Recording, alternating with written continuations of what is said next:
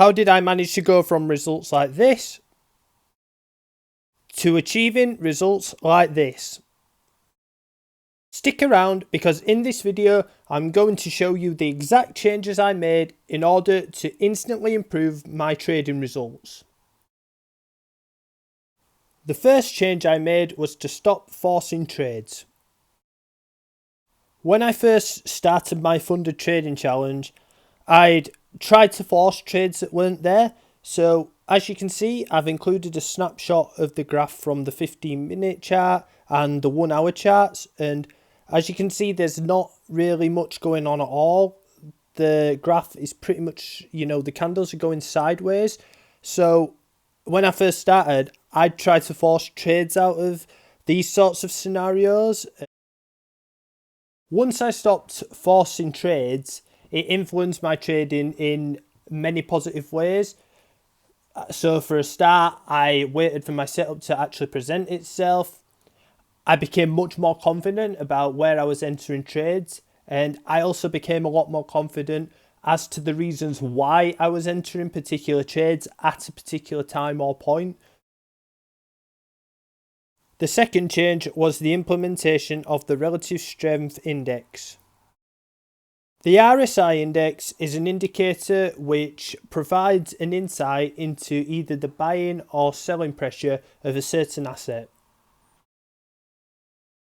In a nutshell, if the line on the chart is going up and the RSI is going up, then buying momentum is most likely increasing. And if the line is going down and the RSI is going down, then the selling momentum is most likely increasing. So if the RSI level is over 70, this signals that the asset is overbought and that a reversal to the downside is potentially likely. However, if the RSI level is under 30, this signals that the asset is oversold and that a potential reversal to the upside is likely. So, how has the implementation of the RSI index influenced my trading? Before I enter a trade, I generally look to make sure that the RSI level is rising on both the 15-minute and the 5-minute charts, just to give myself confidence that the asset has buying pressure. I ideally look for the RSI to be around 40 to 60, but I sometimes enter lower and higher. The most important rule, and the thing that I don't do, is that I don't enter a trade if the RSI level is above 70, and I don't enter a trade if the RSI level is below 30. The third and final change I made was the implementation of the volume moving average indicator. So each volume bar tells you how much of a certain asset was bought or sold within that particular time frame. So for example, in the image above, taken from the chart, these were all how much of a certain asset had been bought and sold within each 15-minute block. So each bar represents a 15-minute block each. And you also have the option to add the moving average line, which is something that I like to do with the volume.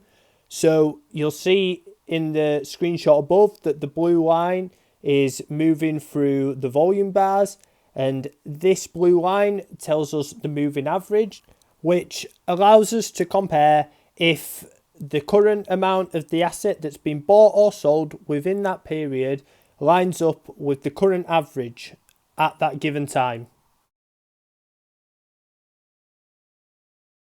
So how can we use this indicator? Well, a price move and a high volume which is above the moving average line shows us that the move is meaningful and strong. However, a price move with a low volume which is below the moving average line shows us that a move is unreliable and weak. How did adding volume moving average influence the trades I made? I look for price breaking a level with low volume, and if this happens, it suggests a false move. Whereas I also look for if price breaks a level with high volume, as that suggests real continuation potentially.